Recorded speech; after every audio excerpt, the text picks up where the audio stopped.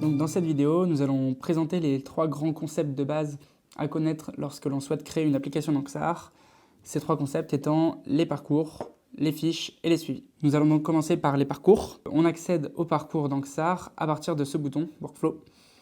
Ce qu'il faut comprendre avec les parcours, c'est qu'un parcours est directement lié, c'est-à-dire que ça représente la même chose qu'une table dans la vue data. Ici, on retrouve donc notre parcours, nom du parcours, que l'on avait dans la vue front au niveau des workflows. Ils sont liés, donc ici, si on vient par exemple modifier le nom du parcours, et qu'ici, on vient travailler sur une base de produits, on va avoir la modification qui va être faite de l'autre côté. De ce côté dans la vue table, à partir de la base produit, on va avoir la possibilité de rajouter des nouveaux champs. Donc à partir de ce bouton plus, on va pouvoir sélectionner le type de champ. Donc par exemple, dans notre cas, un champ texte, et on va pouvoir lui donner un identifiant unique, qui va être, dans notre cas, par exemple, le nom de notre produit. Si on retourne du côté front, on va donc voir, en réaccédant au parcours, donc depuis le bouton Workflow, que notre parcours a été mis à jour, le nom a été modifié. On va cliquer sur le bouton de parcours pour accéder à donc, un formulaire qui va être celui qui nous permet de créer de la donnée. Donc c'est vraiment comme ça qu'il faut comprendre les parcours dans Xar. C'est vraiment les formulaires qui vont nous permettre de créer la donnée, créer une nouvelle ligne dans notre base de données. Un parcours peut être défini donc, avec une suite de pages et d'actions. On va avoir la possibilité d'ajouter les 2 éléments. Une page va nous permettre donc, de faire apparaître un formulaire dans lequel on va pouvoir renseigner des informations sur les différents champs créés. Donc on va avoir 2 possibilités dans un formulaire. Ajouter des nouveaux éléments. Donc par exemple, dans le cas d'un produit, on peut imaginer un élément de type nombre que l'on va venir renommer prix du produit. Et il va falloir aussi penser à modifier l'identifiant unique. Donc, hop, pour l'instant, je vais juste le renseigner et on va présenter la différence juste ensuite. On va ensuite pouvoir utiliser des champs qui sont déjà existants sur la base. Par exemple, dans notre cas, on a le champ non produit que l'on avait créé depuis la vue table, qu'on peut faire apparaître sur notre formulaire. Et du coup, ici, on va bien comprendre la différence entre le libellé et l'identifiant unique. Le libellé, c'est vraiment l'information qui va apparaître pour l'utilisateur sur le formulaire, alors que l'identifiant unique va être le nom du champ donc dans la base de données et à partir duquel on va pouvoir réutiliser le champ. Voilà, de la même manière, on va pouvoir ajouter un nouveau type de champ, donc par exemple un champ paragraphe, que l'on va appeler donc sur notre formulaire description du produit et sur lequel l'identifiant unique sera description produit. Une fois qu'on a ajouté nos premiers champs, on va pouvoir utiliser donc, des actions. Donc hop, ici on va utiliser une action, mettre à jour les champs. Par exemple, ce qu'on va vouloir faire, c'est définir donc, encore un nouveau champ sur notre produit. Donc on va utiliser un single select, ou qu'on appelle aussi QCU. Donc ça va être la possibilité de choisir parmi une liste déroulante prédéfinie. Et donc ici, on va seulement utiliser l'identifiant unique et on va mettre le statut de notre produit. On va donner 2 possibilités, donc on va avoir un statut actif, donc par exemple en vente, et un statut archivé. Donc c'est-à-dire, voilà, imaginons c'est un ancien produit de notre base, mais qu'on ne vend plus. Donc on va pouvoir supprimer le champ du formulaire, mais ça ne veut pas dire qu'on a supprimé le champ de la base de données. Par exemple, si je vais dans mes champs existants, on voit que notre statut du produit est toujours bien présent. On va pouvoir donc utiliser une action. Donc par exemple ici, on va pouvoir modifier le statut du produit et on va pouvoir, donc, dans notre cas, lui donner une valeur personnalisée, donc une valeur fixe qui va être active vu qu'on vient de créer un produit. On imagine qu'il est actif dans notre base de données. On va avoir la possibilité comme ça donc, de déclencher différents types d'actions. Voilà, on va avoir la possibilité de créer un document, donc docx ou PDF, à partir des variables de notre produit, d'autres mises à jour de champs si besoin. On va pouvoir faire des calls API, on va pouvoir faire pas mal de choses différentes. Et donc dans notre cas, on ne va pas en avoir besoin, mais pour bien illustrer le fait qu'on alterne entre des pages et des actions, on va rajouter une nouvelle page.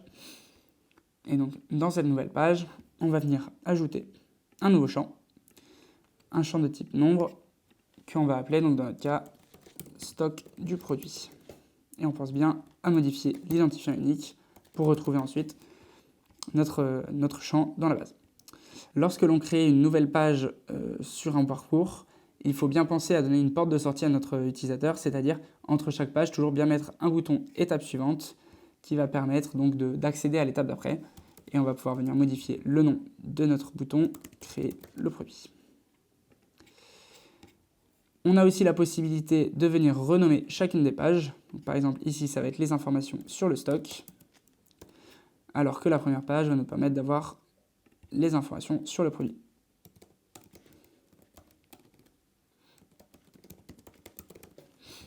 Maintenant qu'on a défini notre parcours, on va pouvoir venir le fermer. On va pouvoir intégrer à notre page d'accueil un bouton qui va permettre donc, de rediriger vers un parcours. Et on va choisir le parcours produit que l'on vient de créer. On peut modifier ce qui est écrit sur notre bouton. Et pour pouvoir bien consulter nos données une fois qu'on les a créées, on va rajouter un nouvel élément. On va ajouter donc un élément tableau dans lequel on va pouvoir sélectionner la source, donc ici notre table de produits, et ajouter en colonne le nom, le prix, la description, le statut et le stock. On va maintenant se rendre du côté d'un utilisateur, refresh notre page. On va voir que notre bouton et notre tableau sont bien apparus. Lorsqu'on sélectionne ajouter un produit, notre premier formulaire va apparaître.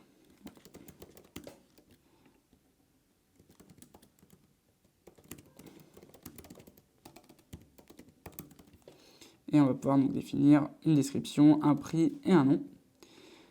Donc on a notre action qui s'est lancée, donc là le statut de notre produit a bien été mis à actif, et le stock, on va définir qu'on commence avec un stock 200 par exemple. Quand on vient terminer le parcours, on voit bien que notre produit apparaît dans le tableau, le statut a bien été mis à jour, même si on ne l'a pas renseigné à la main, parce qu'on avait défini une action mise à jour des champs qui permet de le définir. Si on retourne du côté administrateur dans notre vue data, on voit que les colonnes que l'on avait rajoutées à la création de notre parcours ont bien été rajoutées, et qu'une ligne a été créée après que notre utilisateur ait créé le parcours directement depuis l'application. Le deuxième concept de base à connaître lorsque l'on veut créer une application XAR va être les fiches. Les fiches qui permettent donc aux utilisateurs finaux d'éditer ou de consulter de la donnée. On parle donc de données déjà présentes dans la base, donc créées soit par import, soit grâce à un parcours. C'est pour ça qu'on va pouvoir définir les fiches à partir d'un parcours. On va donc y accéder dans la vue workflow. Sous un parcours, on va pouvoir accéder à ces fiches. On va avoir la possibilité de définir autant de fiches qu'on veut par parcours. Voilà. Et on va pouvoir accéder ici aux différentes fiches créées. Ici, on va donc vouloir venir créer une nouvelle fiche. Et on va l'appeler la fiche de notre produit. On va donc pouvoir venir éditer une fiche. Comme la plupart des éléments dans XAR, afin de conserver un logiciel responsive, on va le définir à partir de lignes et de colonnes. On va donc pour la première fois pouvoir sélectionner une colonne. On aura donc un élément qui prendra toute la place de la page. Les fiches dans XAR permettent de consulter ou d'éditer la donnée. On va avoir deux façons différentes de paramétrer une donnée consultable ou éditable. Si on veut rendre une donnée seulement consultable, à ce moment-là, la meilleure solution va être d'intégrer un contenu basique texte dans lequel en fait on va pouvoir afficher le texte de notre souhait et on va pouvoir surtout donc, sélectionner des variables et afficher donc, la valeur contenue par la variable. Ici, on va donc afficher le nom de notre produit que l'on va mettre en grand. Donc, on a la possibilité donc, de paramétrer la façon dont sera écrite la donnée. Et de cette manière, le nom va seulement s'afficher dans un élément texte, mais on n'aura aucune possibilité de venir éditer le nom du produit. Si on veut rendre la donnée éditable, à ce moment-là, dans notre cas, on va le faire dans une deuxième ligne avec deux colonnes. On va pouvoir sélectionner d'ajouter un élément et on va pouvoir accéder aux champs existants qui vont nous permettre d'avoir accès aux champs déjà existants sur le produit, ce qu'on aura défini par avant, soit dans le parcours, soit dans la vue table. Dans notre cas, on va par exemple vouloir pouvoir éditer le prix et la description de notre produit. Une fois qu'on a ajouté les éléments qu'on souhaitait modifier, on va avoir la possibilité donc, de les répartir simplement en drag and drop pour pouvoir décider de l'affichage de notre fiche. On peut aussi donc, modifier le libellé qui par défaut va prendre la valeur de l'identifiant unique. On n'a pas forcément envie que nos utilisateurs le voient comme ça sur les fiches. Donc on va venir modifier le libellé de nos champs. De cette manière, quand on va rajouter les éléments variables directement, ils seront totalement éditables par les utilisateurs. Un autre aspect intéressant dans les fiches va être la possibilité de conditionner l'affichage de certaines lignes. Par exemple, ici, on a donné la possibilité de modifier la description et le prix, mais on n'a pas forcément envie que tout le monde puisse venir les modifier. On va donc pouvoir, dans les paramètres de la ligne, définir les conditions qui permettent d'y accéder. Et dans notre cas, on va par exemple décider que l'utilisateur connecté ne pourra accéder à cette ligne seulement si son persona est égal à un persona d'administrateur. On a quand même envie que les autres utilisateurs puissent accéder à la donnée. On va donc simplement donner les accès en consultation grâce à un nouvel élément texte dans lequel on va venir indiquer la description et du coup de la même manière ajouter la variable description du produit et le prix que l'on va afficher avec le prix du produit. Mais cette ligne, on n'a pas envie que nos administrateurs la voient puisqu'ils ont la possibilité de modifier la donnée juste au-dessus. Donc on va venir paramétrer cette ligne et définir les conditions seulement si l'utilisateur connecté a un persona égal à un client. On a la possibilité aussi sur les fiches de définir des onglets. Donc on va pouvoir par exemple ici rajouter un onglet qu'on va pouvoir renommer. Donc par exemple ici on va créer un deuxième onglet pour le stock, alors que le premier onglet servait plutôt à afficher les informations du produit. Dans le stock, on va venir afficher simplement à titre informatif le stock restant de notre produit. Et on va pouvoir ajouter la variable de stock. De la même manière que pour les lignes, on va avoir la possibilité de donner des conditions pour l'affichage des différents onglets. Par exemple, on va considérer que le stock ne peut être vu que par les utilisateurs dont le persona est administrateur. On va considérer que nos clients n'ont pas à savoir les stocks restants de notre produit. Maintenant que l'on a fini de définir notre fiche, on va pouvoir donner accès à l'utilisateur à cette fiche. Pour ça, le plus simple va être de donner accès à une fiche directement depuis un tableau. Donc dans le tableau qu'on avait créé précédemment, au niveau de nos colonnes, sur notre produit, on va pouvoir ajouter une colonne et on va avoir accès à la fiche que l'on vient de créer puisque l'on est sur le parcours produit. Une fois qu'on a ajouté notre fiche dans le tableau, on peut retourner du côté utilisateur. On refresh notre page. Et on va voir que la fiche de notre produit est bien disponible. Si on clique dessus, on va se rendre compte que le nom du produit apparaît non modifiable. La description et le prix sont éditables étant donné que je suis administrateur. J'ai la possibilité d'accéder à cet onglet en tant qu'administrateur, mais je n'ai pas la possibilité de modifier la donnée. Et on voit que si je change le prix de mon produit, ou par exemple je viens corriger la description, en fermant la page, les données vont bien être modifiées. La correction a eu lieu sur la description. Le dernier élément à bien connaître lorsque l'on veut créer une application XAR va être les suivis. Les suivis qui vont permettre de définir un processus ou de déclencher des actions sur des données présentes dans l'application. Donc de la même manière que les fiches, les suivis vont être définis à partir d'un parcours. On va donc accéder au suivi ici de nos produits. On va avoir la possibilité de la même manière de créer un nouveau suivi et de le renommer. Ici, on va créer un premier suivi qui va nous permettre de restocker notre produit. On va pouvoir donc venir définir notre nouveau suivi. De la même manière que les parcours, les suivis vont être créés à partir d'une suite de pages et d'actions. À noter qu'on va avoir un comportement très différent si on crée un suivi uniquement rempli d'actions ou si on crée un suivi avec une alternance entre des pages et des actions. On va montrer les deux comportements dans cette vidéo. Donc pour notre premier suivi de restockage de notre produit, on va créer un suivi uniquement avec des actions. Donc la première action que l'on va créer va être une mise à jour des champs dans laquelle on va modifier notre stock. On va donc donner à notre stock sa valeur par défaut et on va la recharger de 100 unités.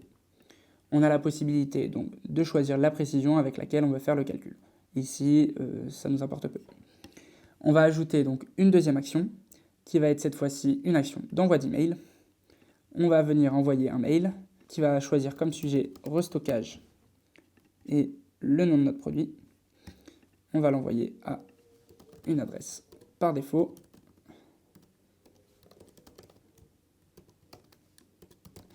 À noter qu'ici, on l'envoie dans une adresse écrite en dur, mais qu'on a la possibilité de choisir un email à partir des champs portés par la donnée. Et on va écrire dans notre mail le produit. Hop, on va intégrer le nom du produit a été restocké. Valeur des stocks. Et on va intégrer la nouvelle valeur du stock du produit. Une fois qu'on a défini notre suivi, on va donc pouvoir le fermer. Et de la même manière que les fiches, la manière la plus simple d'accéder à un suivi va être de l'intégrer directement dans un tableau, ajouter une colonne, et ici on va avoir accès au suivi de notre produit. Comme on l'avait précisé, les suivis vont avoir des comportements différents selon si on les crée seulement avec une suite d'actions ou avec des pages et des actions. Dans notre cas, on a créé un suivi uniquement avec des actions, ce qui va me permettre de le lancer autant de fois que je veux, et les actions vont se dérouler de la même manière à chaque fois. Donc si on se rend du côté de notre utilisateur, on va refresh la page, on va observer que notre action restocker notre produit apparaît bien, et quand on va la lancer, on va seulement avoir un déroulement d'action, on va voir que notre stock a augmenté de 100, et si je vais voir ma boîte mail, donc nathan.xara-mail, on aura bien reçu un email qui s'appellera restockage, le nom de notre produit, dans lequel on aura écrit le produit 1 a été restocké avec la valeur du stock. Je vais donc supprimer cet email, retourner du côté de mon utilisateur, relancer mon suivi, et on va voir que le stock a de nouveau été augmenté de 100, et de retour dans ma boîte mail, un nouveau mail a été envoyé. On a la possibilité de lancer cette action autant de fois que l'on veut, elle se relancera sans souci. On va maintenant aller voir ce qui se passe lorsqu'on crée un suivi avec un enchaînement de pages et d'actions. Pour ça, on va retourner du côté des workflows, dans les suivis, et créer un nouveau suivi qui va cette fois-ci être un suivi d'archivage d'un produit. L'archivage d'un produit, on va le définir de manière un petit peu différente. On va le créer tout d'abord avec une page dans laquelle on va pouvoir justifier la raison pour laquelle on archive notre produit. On va donc insérer un nouveau champ texte. Donc là, ça va nous permettre de créer un nouveau champ dans la base. Et on va pouvoir définir notre champ, justifier l'archivage. Hop.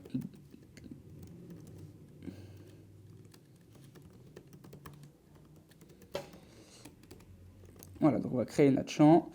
Dans un suivi, bien pensé à mettre un bouton qui va permettre d'accéder à l'étape suivante. Dans notre cas, on va donc venir définir une action qui va être un envoi de mail, dans laquelle on va dire archivage et le nom du produit. On va envoyer ce mail encore une fois à la même adresse. Et on va écrire le produit, on va intégrer le nom du produit, a été archivé, car, hop, et on va donner la justification de l'archivage. Ensuite, on va donc ajouter une nouvelle page, qui va être, on va dire, une page de confirmation.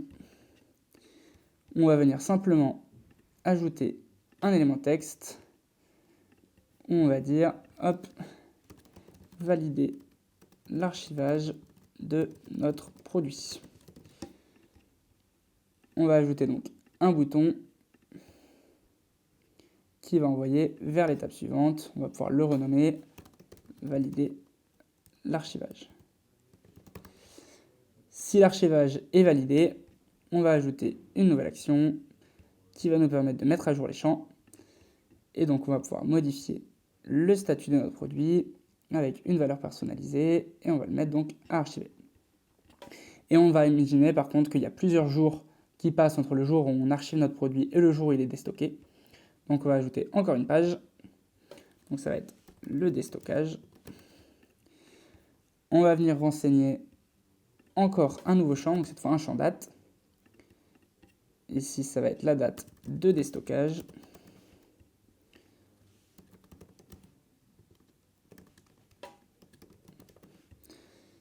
Ça va être un champ obligatoire.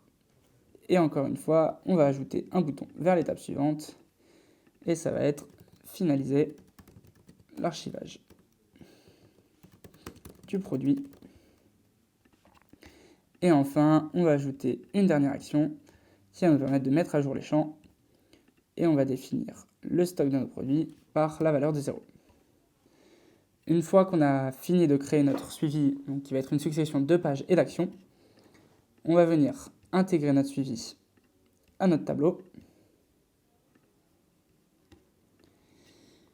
Et on va venir observer du côté de l'utilisateur la différence de comportement avec un suivi qui a uniquement des actions. Ce qui va se passer ici, c'est que lorsqu'on va lancer le suivi, on va d'abord accéder à la première page, mais si on ferme la page sans passer à l'étape d'après, on se rend compte qu'on n'a pas rempli la justification et que du coup, les actions n'ont pas été lancées. L'envoi de mail, par exemple, ici, n'a pas eu lieu. Au contraire, si j'ouvre le suivi, que je justifie l'archivage, donc par exemple, le produit est devenu trop cher, je vais passer à l'étape suivante. Et entre l'étape de justification et de confirmation, on avait un envoi de mail. Ici, donc en retournant dans ma boîte mail, j'ai bien reçu un mail qui me dit « Le produit 1 a été archivé car le produit est devenu trop cher ». On va donc fermer le suivi. Et ce qu'on va observer, c'est que si je relance le suivi, on va retourner sur la page de confirmation, mais on ne va pas avoir de nouvel envoi de mail. C'est-à-dire que les actions qui avaient lieu avant l'étape 2, qui était l'étape de confirmation, ne vont pas être lancées. Si on ferme la page, on se rend compte aussi que le statut de notre produit est toujours actif puisqu'on n'est toujours pas accédé à l'étape de mise à jour du statut. Si on vient confirmer l'archivage de notre produit, l'action qu'on avait ensuite, c'était la mise à jour du statut. Donc si on vient fermer le suivi, on va se rendre compte que notre statut est passé archivé, mais toutes les actions précédentes, dont l'envoi de mail, n'ont pas eu lieu. On voit bien qu'on n'a toujours pas reçu de nouveaux mails. Et finalement, si on vient lancer donc la dernière étape, l'archivage de notre produit, on va définir une date de déstockage à la date du jour, finaliser l'archivage, et cette fois, notre stock va bien être mis à 0. Donc ce qu'il faut comprendre au niveau suivi, c'est que les seules actions qui vont être lancées vont être les actions entre l'étape à laquelle notre écran s'affiche et l'étape suivante, lorsqu'on passe à l'étape suivante. Mais donc les actions ne vont pas se relancer automatiquement. Lorsqu'on va relancer un suivi, toutes les actions précédentes ne vont pas être lancées. Voilà, j'espère que cette vidéo vous aura aidé à comprendre les 3 grands concepts de base pour créer une application XAR, les parcours, les fiches et les suivis. N'hésitez pas à consulter la documentation en ligne qui va permettre de représenter ces concepts et aussi d'avoir une liste qui présente toutes les actions disponibles dans les parcours et les suivis. N'hésitez pas non plus à rejoindre le Discord de la communauté XAR pour poser vos questions en cas de blocage et partager avec tous les autres utilisateurs vos avancées sur vos applications.